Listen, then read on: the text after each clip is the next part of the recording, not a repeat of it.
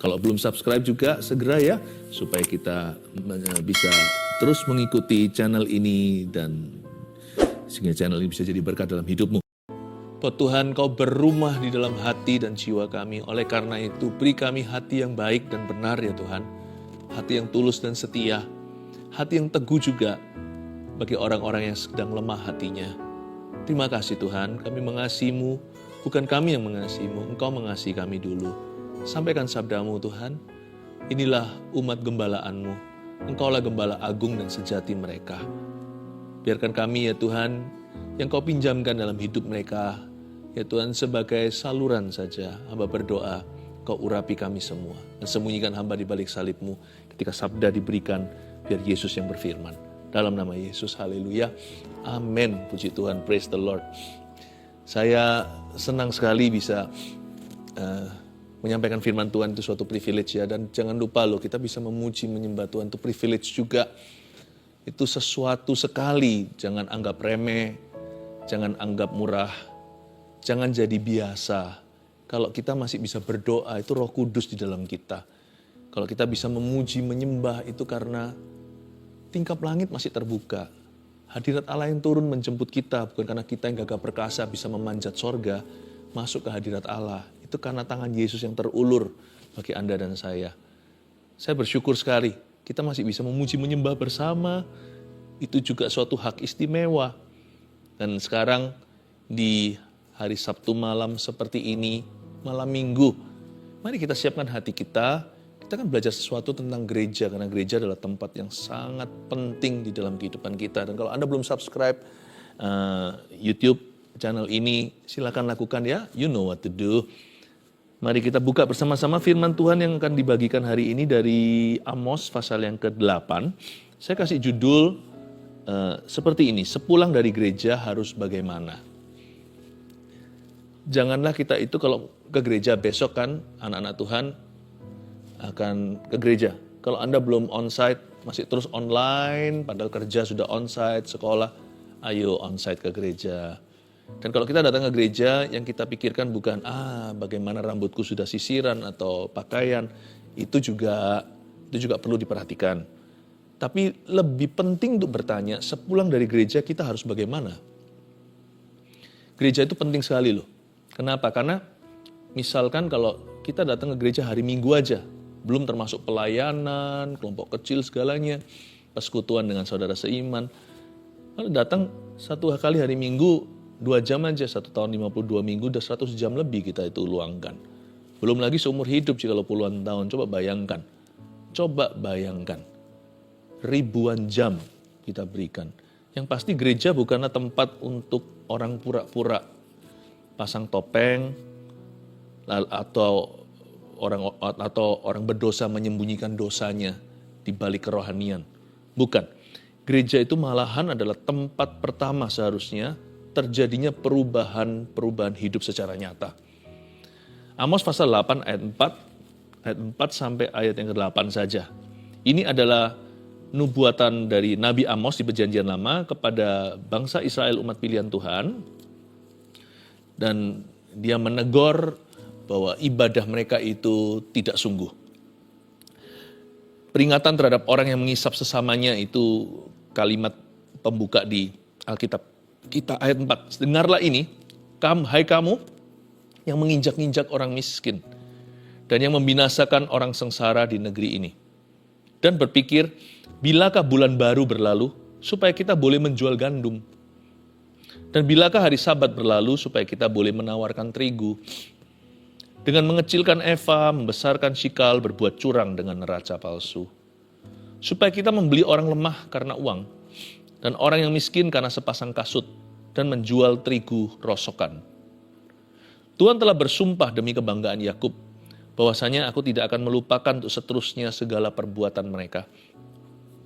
Tidakkah akan gemetar bumi karena hal itu, sehingga setiap penduduknya berkabung? Tidakkah itu seluruhnya akan naik seperti sungai Nil, diombang-ambingkan dan surut seperti sungai Mesir? Nggak usah dibaca ya, saya tambahkan satu aja ayat 10, sekedar sesuatu untuk bisa memahami konteksnya. Sebenarnya Tuhan bukannya menegur orang Israel karena mereka tidak memperhatikan orang miskin, mereka curang dalam berbisnis, bukan itu aja. Tapi teguran Tuhan itu dikarenakan ibadah mereka itu pura-pura. Dan Tuhan tidak berkenan. Kalau itu dilakukan oleh orang berdosa di luar sana, ya oke lah. Mereka nggak tahu kebenaran. Tapi kalau anak-anak Tuhan yang ke gereja, harusnya diajari firman, harusnya masuk hadirat Tuhan. Pasti terjadi perubahan. Makanya di ayat 10 saya tambahkan, aku akan mengubah perayaan-perayaanmu menjadi perkabungan. Your celebration maksudnya. Dan segala nyanyianmu menjadi ratapan. Aku akan mengenakan kain kabung pada setiap pinggang dan menjadikan gundul setiap kepala. Aku akan membuatnya sebagai perkabungan karena kematian anak tunggal sehingga akhirnya menjadi seperti hari yang pahit, pedih, dan sebagainya. Mari kita sekarang perhatikan dulu Tuhan menghendaki apa untuk terjadi di dalam gereja. Yang ayat 4 dulu, dengarlah ini, kamu yang menginjak-injak orang miskin dan yang membinasakan orang sengsara di negeri ini. Tuhan senang ibadah kita, tapi Tuhan lebih suka ibadah kita itu sungguhan dan menghasilkan perubahan di dalam diri kita. Tuhan bukan suka ibadahnya karena ibadahnya. Karena orang-orang yang menyembah berhala juga beribadah. Tuhan gak suka ibadahnya, karena Tuhan gak membutuhkan ibadah manusia. Karena malaikat nyanyinya lebih gak fales.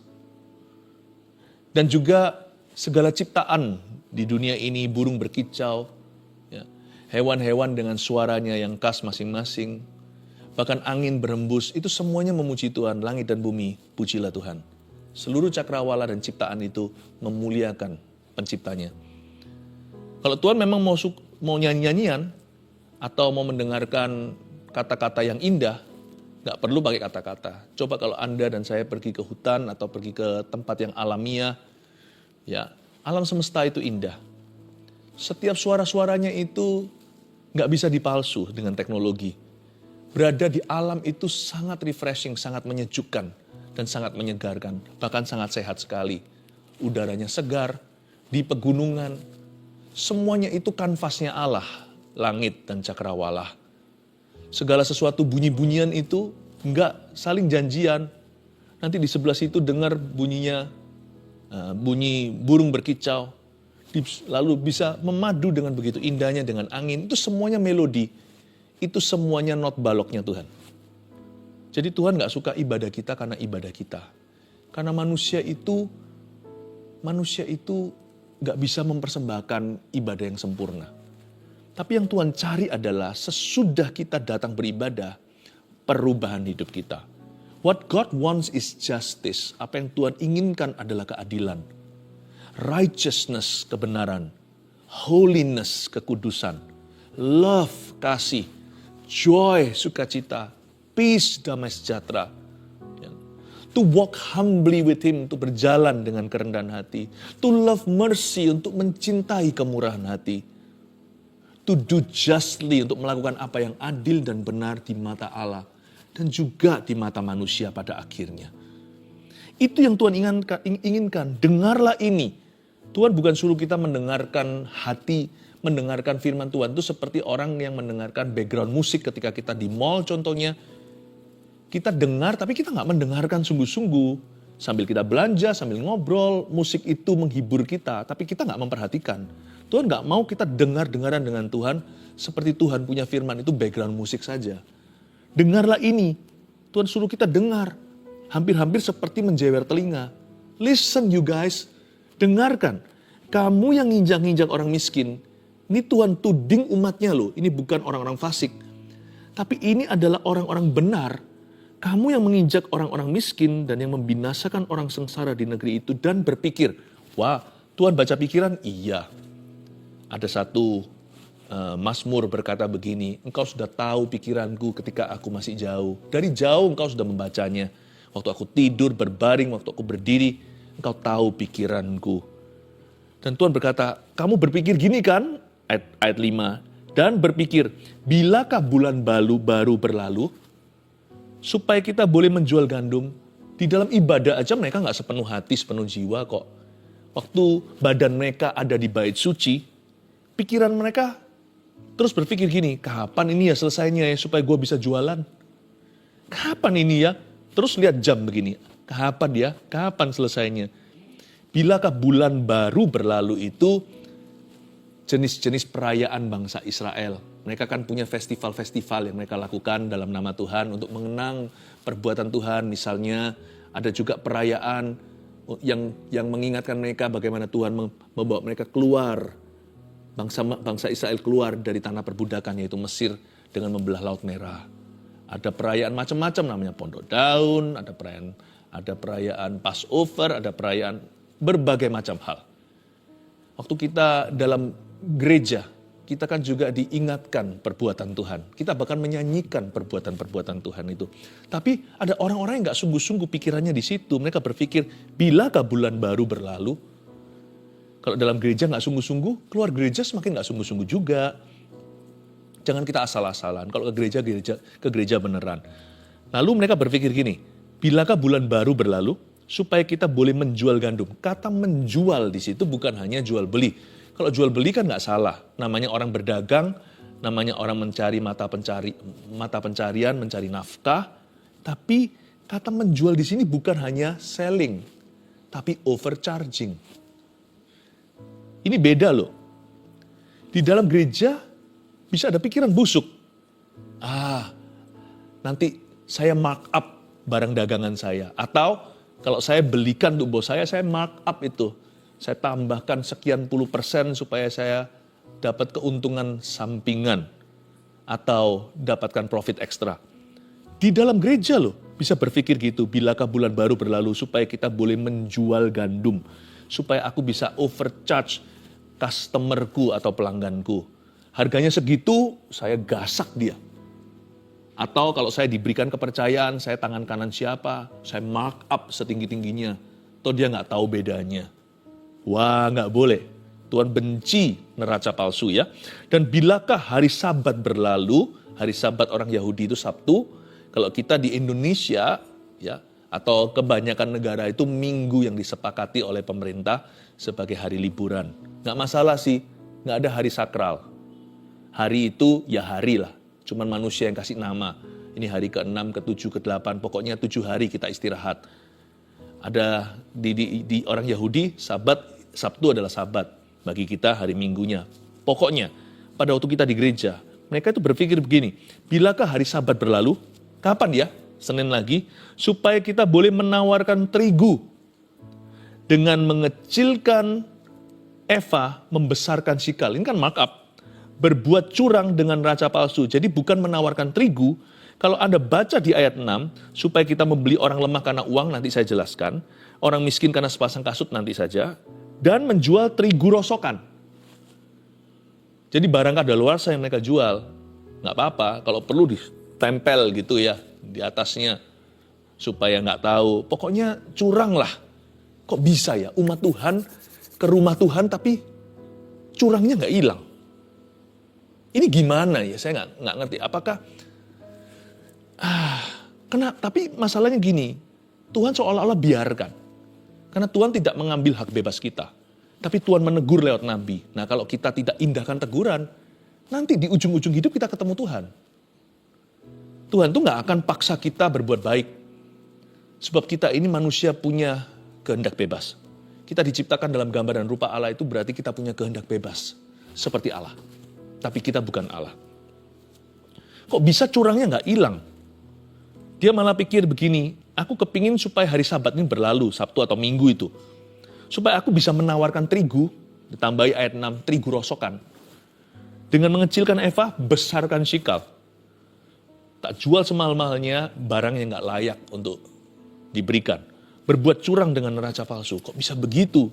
Waktu saya baca begini saya sedih loh. Ini semua terjadinya dalam bait suci. Karena itu banyak orang jadi kepahitan sama orang Kristen kan, sekarang kita ngerti kan, bukan Tuhannya. Kalau Tuhan tulis di Amos itu berarti Tuhan sendiri nggak setuju.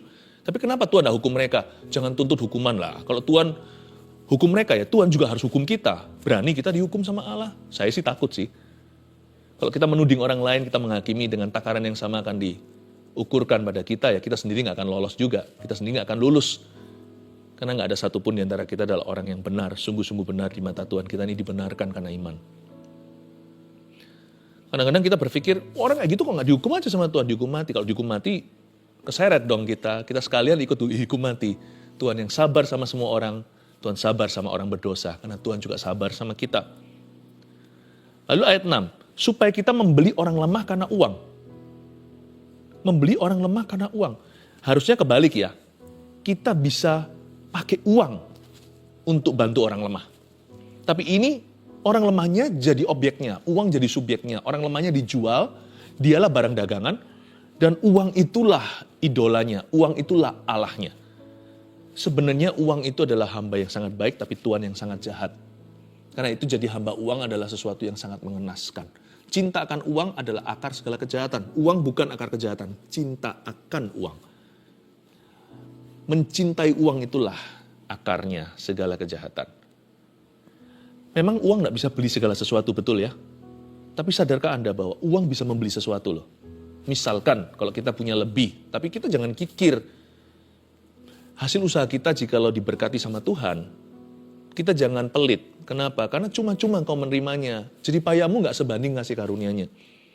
Misalkan ya, saya makan. Kalau orang-orang yang bekerja sebagai waiter contohnya, yang menjadi pelayan di restoran, bukan restoran besar, nggak ketemu bos-bos gimana, depot-depot biasa. Kita lagi makan misalkan. Kalau kita kasih tips ya, padahal nggak harus. Kalau di Amerika harus ada persentasinya, itu bisa ngamuk itu kalau nggak, karena memang itu hukumnya di situ. Tapi kalau di Indonesia gini, contohnya di Asia juga, kita kan nggak diharuskan. Jadi kalau kita lagi makan gitu, kalau kita tinggalkan sesuatu ya, nggak harus sih, kita nggak kasih tips misalkan, juga nggak apa-apa. Tapi coba diuji, lakukan satu eksperimentasi. Kita berikan apa yang kita rela, yang ikhlas, apa yang mampu, tapi agak gedein dikit, besarin dikit. Coba kasih di situ. Lihat ya, pelayan restoran kita bisa membeli kebahagiaannya. Kita bisa belikan happy untuk dia. Karena waktu dia dapat, wow, gajinya mungkin kecil, gak seberapa. Tapi ini berarti uang transportasi, Ini bisa ekstra sesuatu. Ya. Atau waktu dia jadi ternyata uang itu bisa membeli kebahagiaan untuk seseorang. Meskipun kebahagiaan itu tetap semu ya.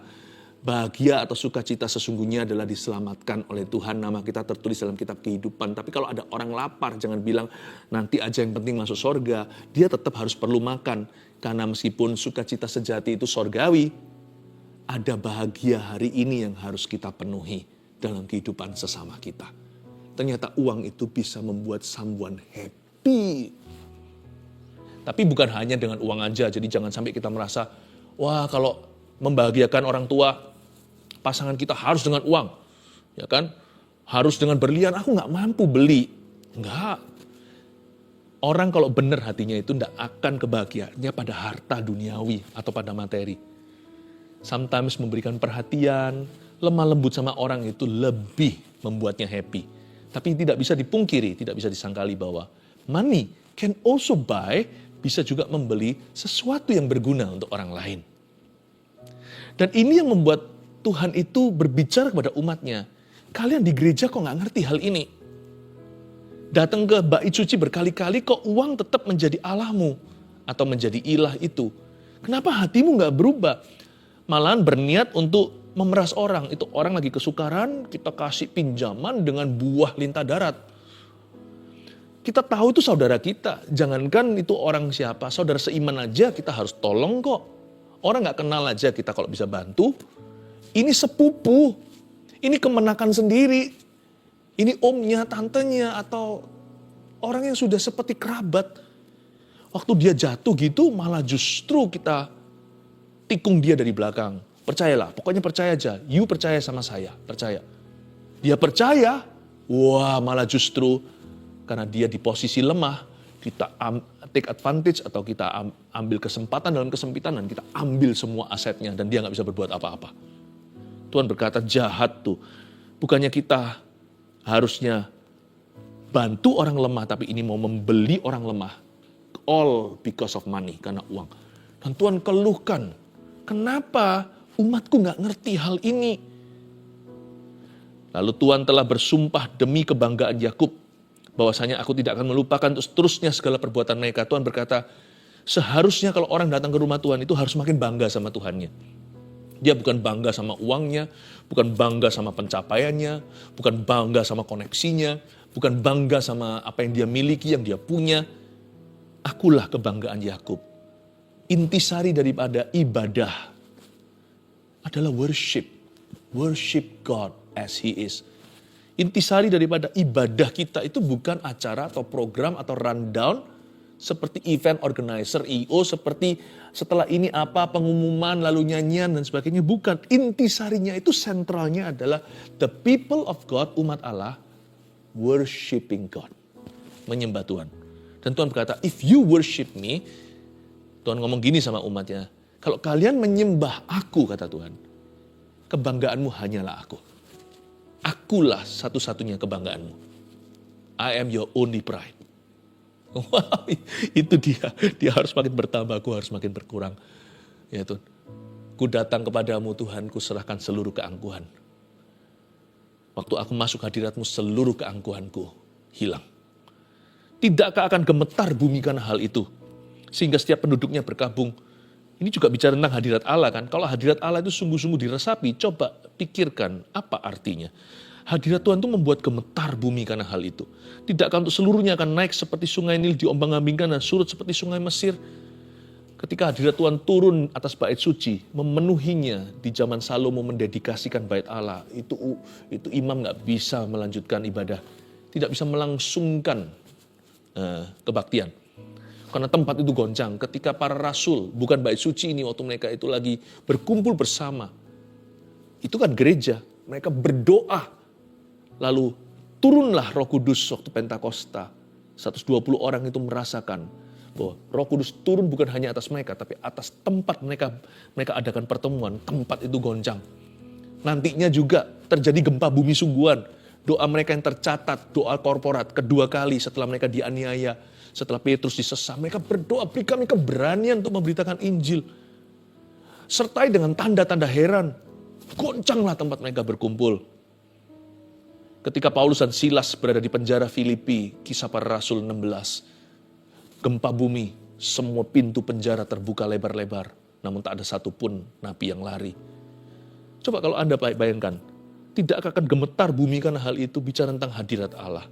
Hadirat Allah itu selumrah dan seyogyanya menghasilkan apa dalam diri hati orang-orang yang percaya, orang-orang yang mengalami perjumpaan itu, yaitu takut akan Allah. Pasti. Orang kalau ketemu Tuhan tidak jadi takut sama Tuhan itu nggak mungkin sudah ketemu Tuhan. Nggak mungkin. Kalau kita ngaku-ngaku Tuhan datang tapi kita nggak semakin takut sama Tuhan, Tuhan nggak datang tadi. Entah itu di pesta Anda atau di rumah Anda, persekutuan Anda atau di pelayanan atau di gereja, nggak datang. Kalau Tuhan datang, manusia akan takut. Gentarlah atau gemetarlah bumi. Bahkan surut juga sungai Nil di hadapannya. Saya kasih 3 poin seperti biasanya. Sepulang dari gereja harus bagaimana? Ini sebagai patokan untuk kita setiap kali kita ke gereja, ingat sepulangnya harus begini. Sepulang dari gereja kita harus bagaimana? 1, kita harus lebih adil dan lebih jujur dalam bisnis sehari-hari. Catat itu, bukan overcharging, bukan menawarkan terigu palsu, bukan manipulatif, bukan larikan uang orang, bukan bye-bye tidak bayar, padahal ketemu nanti nggak tentu, siapa tahu sama-sama datang di gereja yang sama, sama-sama jemaatnya lihat, nah itu yang larikan uangku, nggak pernah sama sekali hari ini kelihatan, nggak pernah kelihatan bayang-bayangnya, bahkan tidak pernah terdengar desas-desus langkah kakinya. Ada di sama saya di baris ini, dia di baris itu nggak boleh terjadi, nggak boleh terjadi. Oh, tapi memang gereja nggak sempurna. Meskipun bait suci ini penuh dengan hadirat Allah, tetap orang-orang ini ditegur sama Tuhan. Tapi bukan berarti Tuhan tinggal diam loh ya. Kalau Tuhan diam itu bukan berarti Tuhan tinggal diam. Itu Tuhan memberimu dan memberi orang-orang tersebut kesempatan untuk bertobat. Tuhan tidak tinggal diam, tapi orang yang benar dan dibenarkan nanti Tuhan sertai terpisah. Kenapa Tuhan tidak main hukumlah atau langsung turun tangan meskipun hadirat Tuhan datang? Misalkan gereja itu diisi dengan orang-orang yang tulus-tulus hati. Kenapa enggak juga orang-orang tertentu kunjung bertobat dan berubah? No. Tuhan kasih dia yang namanya pause. Tombol tekan pause. Ya. Tidak dimatikan on and off, tapi pause. Berhenti sejenak. Sejenak itu mungkin 15 tahun. Tapi karena Tuhan itu maha dan panjang sabar. Tapi jangan pernah kita biarkan Tuhan itu, janganlah kita mencobai Tuhan dan kesabarannya. Sebab Tuhan itu murkanya sama hebat dan mulianya. Demikian seperti sabar dan kasihnya. Karena itu kita tidak boleh main-main dengan ini. Mari kita resapi baik-baik. Jadi inilah kehendak Tuhan. Kalau kita pergi ke gereja, kita pulangnya harus bagaimana? Kita harus lebih adil jadi orang. Lebih jujur dalam bisnis sehari-hari, bukan dalam pelayanan. Kalau pelayanan, manusia bisa saja seseorang memasang topeng, tapi dalam bisnis sehari-hari itu kelihatan, langsung nampak. Itu Kristen brand apa langsung tahu. Udah langsung tahu. Dan disitulah Yesus dimuliakan atau Yesus dipermalukan. Lewat perbuatan orang-orang. Disitulah orang Kristen menjadi teladan, menjadi kesaksian, atau menjadi batu sandungan. Itu nggak bisa dipura-pura lagi, karena disitulah batasnya. Keluar dari gedung gereja tersebut, itulah kesempatan kita. Game has just begun. Bukan game over setelah doa berkat, tapi baru dimulai. Kehidupan ibadah kita baru dimulai setelah hari Sabat berlalu dan setelah bulan baru itu berlalu. Lebih adil dan lebih jujur dalam bisnis sehari-hari, itulah kehendak Yesus Kristus bagi umatnya, yaitu gereja perjanjian baru. Jadikan ini patokan ya, pakemnya. Jadikan ini standar SOP-nya, standard of procedure untuk kita semuanya anak-anak Kristus. Sepulang dari gereja, kita harus bagaimana? Nomor 2, kita harus lebih murah hati untuk menolong orang lemah dan miskin. Bukan kita itu membeli orang lemah karena uang, malah justru kita beli pakai uang. Apa yang bisa bantu orang miskin dan orang lemah. Ini juga berlaku untuk gereja secara korporat. Gereja harus bergerak membantu. Gereja kami juga, cuman kami tidak mau pencitraan. Jadi apa yang kami lakukan itu tidak perlu digembar-gemborkan. Sebab Yesus sendiri ajarkan tangan kiri memberi, nggak perlu tahu tangan kanan. Tapi tujuan salah satu eksistensi gereja bukan hanya memberitakan Injil dan menanam gereja-gereja baru seperti Paulus lakukan, tapi juga memperhatikan orang-orang miskin di komunitasnya. Tapi nggak bisa entaskan semua, nggak ada satu gereja di dunia ini bisa entaskan kemiskinan. Nggak ada. Itu sesuatu yang ongoing dan progresif. Sesuatu yang sifatnya tubuh Kristus secara luas. Tapi kita semua bisa melakukan bagian kecil kita sesuai dengan kemampuan kita. Orang miskin adalah orang yang lemah. Maksud saya pasti mereka punya kebutuhan yang mereka tidak sanggup untuk penuhkan. Tapi orang lemah nggak tentu adalah orang miskin loh. Orang bisa saja dia punya kekayaan harta duniawi, tapi dia itu lemah. Artinya dia itu nggak punya teman, nggak punya kawan. Dia itu mungkin sedang sakit sekarat. Jangan prejudisme, karena dalam Kristus dan kerajaannya tidak ada komunisme, tidak ada kolonialisme. Orang miskin maupun orang kaya sama-sama tidak diagungkan. Tuhan cinta semua orang. Makanya itu lebih murah hati. Kita harus lebih murah hati untuk menolong orang lemah dan orang miskin. Yang seperti dikatakan tadi di ayat 6. Supaya jangan sampai kita seperti mereka yang membeli orang lemah karena uang dan orang miskin karena sepasang kasut. Kita harus lebih murah hati. Setelah keluar dari gedung gereja, dari pintu gereja kita masing-masing, kita harus makin baik hati, bukan makin busuk hatinya. Kok bisa kita datang ke gereja jadi busuk hatinya? Itu bukan salah gerejanya, itu bukan salah Tuhannya. Tapi orang itu harus mendengarkan kitab Amos berbicara. Bahwa tetap kita harus membuat a conscious choice. Sekalipun kita dipenuhi Roh Kudus pun kita harus membuat a conscious choice atau keputusan secara sadar. Arah hati kita ke arah baik atau ke arah busuk itu keputusan kita, bukan keputusan Tuhan. Itu kehendak Tuhan, namun itu keputusanmu. Yang ketiga, sepulang dari gereja kita harus bagaimana? Kita harus lebih bangga dan takut akan Tuhan Allah kita. Keluar dari gereja itu kita nggak justru menyembunyikan iman kita. Jangan bilang ya, aku anak Tuhan, aku orang Kristen atau apa. Jangan bilang, no, kita harus semakin bangga. Bukan semakin vokal, tapi semakin transparan. Nggak perlu kita gembar-gemborkan, orang kan lihat lewat kesaksian hidup kita, tapi ketika orang lihat kesaksian hidup kita, kita nggak malu untuk mengakui Injil di hadapan manusia. Ini semua karena Tuhan Yesus. Ya. Dan kita nggak perlu kita itu korbankan keyakinan kita karena kita itu merasakan tekanan sosial. Kalau saya berada di restoran The Pot itu makan bersama-sama tempat umum, saya doa-doa. Saya kadang-kadang minta, bentar ya mbak, atau tunggu dulu pelayannya, atau masnya tunggu sebentar. Kami doa dulu, saya gandeng tangan dengan keluarga saya, berdoa. Karena bagi saya, Yesus satu-satunya jalan, dan itu saya tidak akan kompromikan. Tidak boleh kita jelek-jelekkan agama orang lain atau keyakinan, tetapi kita harus pegang erat dan kokoh keyakinan kita pada Injil Roma 1:16. Jangan malu karena Injil adalah kekuatan Allah untuk menyelamatkan. Yohanes 14, Yesus satu-satunya jalan. Itu pegang. Pegang hidup ini, pegang sampai mati. Itu satu-satunya yang membawa kita nanti ketemu Bapa. Kita harus semakin bangga.